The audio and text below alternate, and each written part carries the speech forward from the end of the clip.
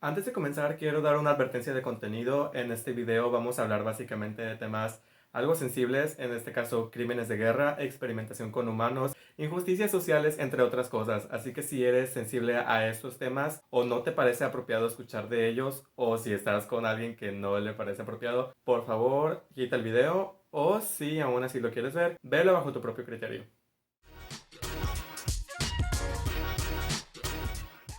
Hola y bienvenidos a un nuevo video. Mi nombre es Diego y pues como se darán cuenta no hay nadie conmigo, no está Fer conmigo, siendo que somos Fer y Diego. ¿Qué está pasando? ¿Por qué estoy grabando esto solo? Básicamente pues decidimos empezar a hacer estos videos solos porque hay temas en los que quizás Fer pueda hablar mucho o le guste mucho hablar, pero a lo mejor yo no tengo tanto interés y nomás estaría haciendo acto de presencia. O cosas que a mí me gustan y pasaría lo mismo con Fer, que estaría nomás ahí sin saber qué hacer o sin saber qué decir. Entonces los videos juntos van a seguir, vamos a seguir haciendo el contenido de siempre, pero vamos a agregar este contenido.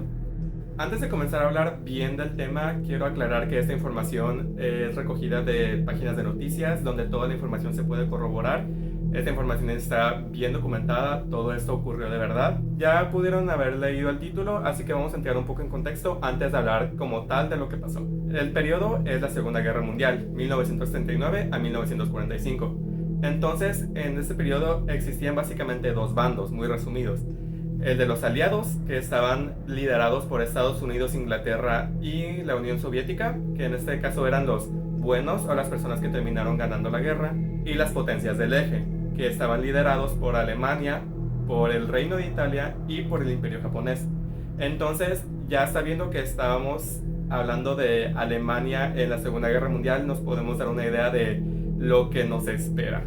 Y bueno, si estamos hablando de Alemania durante la Segunda Guerra Mundial, pues ya nos podemos dar una idea más o menos por dónde va este asunto. La gran mayoría de nosotros que sabemos un poquito de historia o que al menos estamos familiarizados con este periodo de tiempo y lo que pasó durante este periodo de tiempo, estaremos familiarizados con el concepto de las cámaras de gas que tenían lugar en Alemania, principalmente en Auschwitz, que son las más famosas.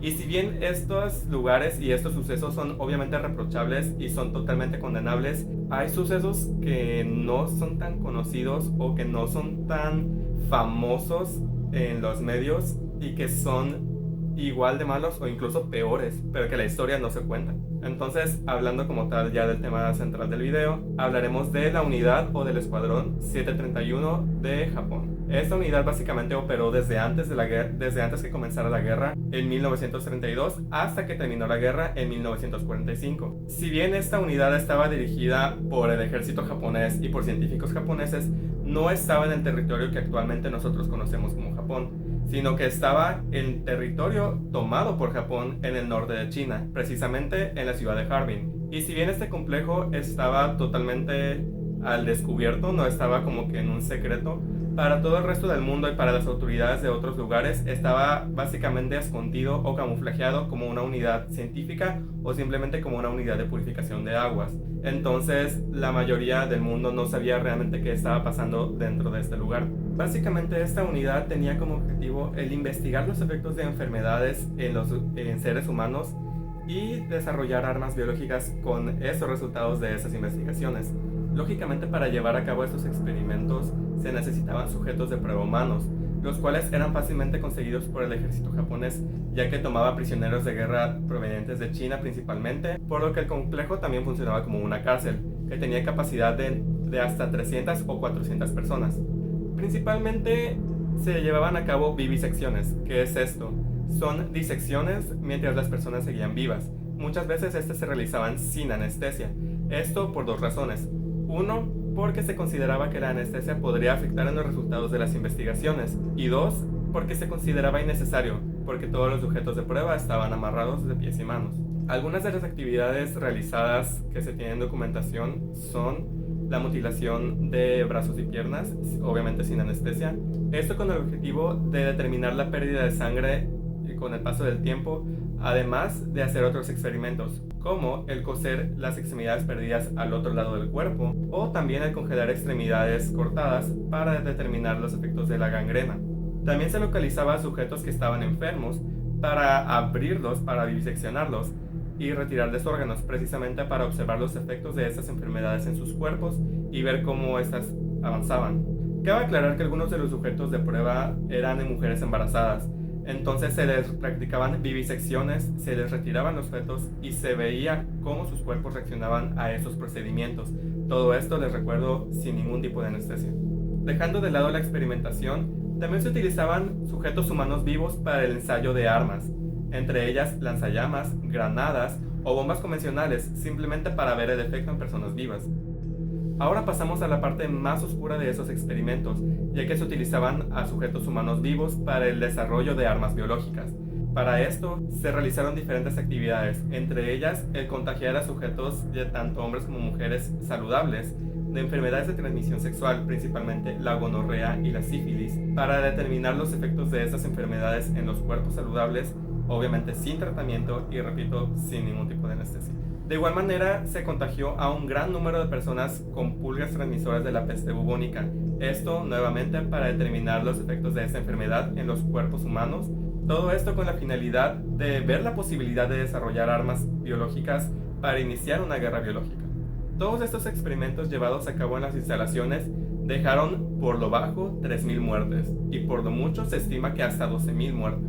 Y claro, como el objetivo de estos experimentos era determinar si se podían realizar armas biológicas, pues los experimentos fueron un éxito, ya que muchas de estas enfermedades, como vienen siendo la cólera, la tifoidea y la peste bubónica, fueron utilizadas como armas, contaminando cosechas, cuerpos de agua, entre otros lugares, lo cual llevó a más de 400.000 muertes en territorio chino. Después de todo lo ya mencionado, también cabe aclarar de que en Japón, al igual que en Alemania en ese mismo periodo de tiempo, se tenían unas creencias de supremacía racial muy fuertes y muy predominantes. Es precisamente por esto que la mayoría de sus prisioneros eran de origen chino, ya que se referían a sus prisioneros como troncos. La principal razón fue debido a que cuando se entregó la información oficial del complejo a las autoridades locales, se refirieron al lugar como un aserradero. Sin embargo, esta broma siguió siendo usada entre los miembros del escuadrón y se empezaron a referir a los muertos o a los sujetos de los experimentos como troncos, no como seres humanos. Y cabe recalcar que entre estos sujetos de pruebas no estaban solamente mujeres y hombres adultos, también estaban niños, ancianos y, como ya lo mencioné, mujeres embarazadas. Como el último punto, y quizás uno de los más fuertes después de todo lo que ya se habló, es que los responsables de todo esto, los responsables de la unidad y de todos los experimentos que se llevaron a cabo, no fueron juzgados. Obviamente no fueron juzgados dentro de Japón porque pues el mismo gobierno estaba financiando todos esos experimentos. No fue hasta después de la guerra que todas estas personas responsables fueron juzgadas fuera de Japón. Algunas de estas personas tuvieron inmunidad ante la ley y de hecho tuvieron asilo político en Estados Unidos a cambio de información importante que se obtuvo de esos estudios. Esto precisamente porque Estados Unidos tenía miedo que esa información cayera en manos de los soviéticos. Mientras, del otro lado, la Unión Soviética llevó a juicio a 12 de los soldados involucrados en ese escuadrón, donde se les dio sentencia de 2 a 25 años de prisión. Y después de todo esto que pasó, no fue hasta el año 2002, cuando familiares y sobrevivientes de los experimentos de la unidad demandaron al gobierno japonés por lo que había hecho, que el gobierno japonés admitió que había usado armas biológicas, que había realizado todos esos experimentos. Si no hubiera sido porque personas demandaron una disculpa y demandaron una indemnización, quizás ese secreto hubiera estado guardado hasta este día. O sea, quizás toda esa información hubiera quedado guardada y nadie hubiera sabido nada, porque toda esta información, todos esos artículos en páginas de noticias son recientes. Es algo que recién salió a la luz. Es algo que no se sabía y no era tan conocido precisamente como las cámaras de gas en Auschwitz, por ejemplo. ¿Qué nos deja esto? La humanidad es cabrona. Muchas veces no conocemos toda la historia y nos podemos perder de el lado más horrible de ella. Entonces ya queda en nosotros saber qué tanto queremos saber, qué tanto queremos conocer, qué tanto queremos investigar y qué podemos hacer con esta información.